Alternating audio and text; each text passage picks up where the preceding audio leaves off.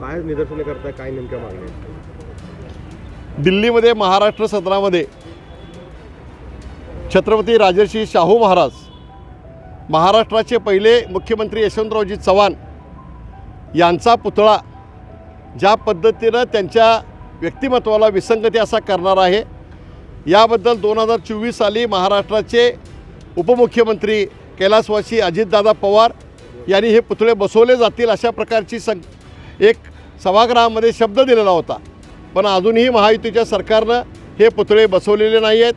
हे पुतळे जर महाराष्ट्र सरकारचा पहिल्यांदा मी या ठिकाणी निषेध व्यक्त करतो, जर छत्रपती राजर्षी शाहू महाराज आणि माजी मुख्यमंत्री यशवंतरावजी चव्हाण यांचे पुतळे जर बसवले गेले नाहीत तर कोल्हापुरातल्या जनतेकडनं वर्गणी काढून आम्ही दिल्लीमध्ये हे पुतळे बसवू.